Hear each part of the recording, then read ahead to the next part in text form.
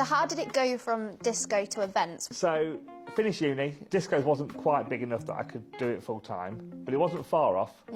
So I got a job 2 nights a week being a night porter at a Premier Inn. And then I could do Monday, Tuesday at the Premier Inn, Thursday, Friday, Saturday, Sunday being a DJ. After a year or so, sacked off the Premier Inn and then just became like a full-time DJ.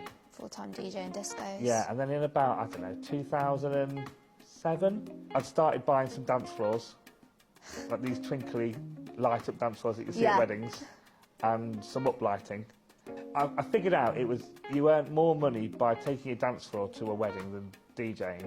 And you could go in the morning, drop the dance floor off, and then pick it up at night, and that was worth more money than spending the 5 hours there playing ABBA and Kool and the Gang. That's crazy. Yeah. So then we ended up doing packages with DJ, dance floor, and uplighting. So like back in the day, you charged like £1,000.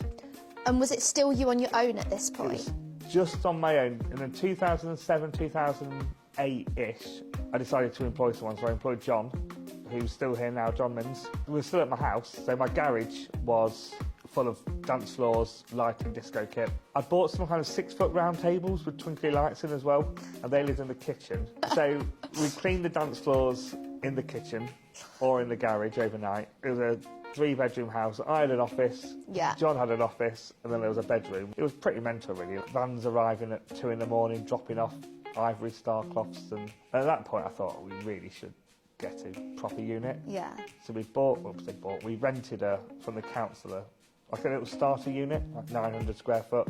It was a proper dump. We could only afford it if it was a dump. Yeah. And then we spent 3 months just completely renovating it, removing all the paint from the floor, building an office, kitting it out, and then we moved all the stuff in there. And we were there for maybe 2 or 3 years. And we had a couple other staff came to join us then. So Michael Gregson, who's still here now. And then we were still doing parties, and we were called Premier DJ and Event Services UK Limited. Where did the Premier come from? Was that from your time working at a Premier Inn? No. No, it wasn't. Randomly, there was a guy on my road who I think worked for a company called Premier Logistics. Right. Could we used to be called Ben's Mobile Discos, which was very about me. Yeah. I wanted something like General. generic. Yeah. That was good. Yeah. Hence Premier. So you're up to the point, so it was you, John and Michael, and how did you meet John and Michael? Before Facebook groups, there was something called internet forums. What you would do is, there'd be an internet forum, young people won't understand this, called Mobile DJ Online, I think it was. So what would happen is, like, you would go on and you'd say, I want to buy some speakers. What speakers do you think I should buy? And everyone would say, oh, buy these speakers. Kind of like Reddit? Yes.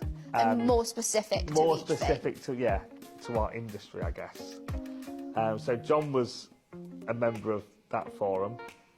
And Michael, I was DJing at a hotel, and he was DJing in another room.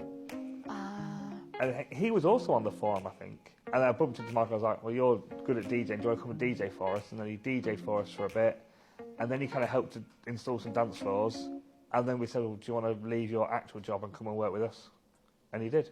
At that stage, we were not a proper company. No. We were winging it. So then we're at that point. What was next in the journey? So you've got Michael, you've got John, you've got the unit. I had a warehouse person as well to help clean all the dance floors. Was that what the warehouse was back then cleaning dance floors? Yeah. And up until pre-COVID, just before COVID, we had someone full-time cleaning dance floors. Really? Yeah.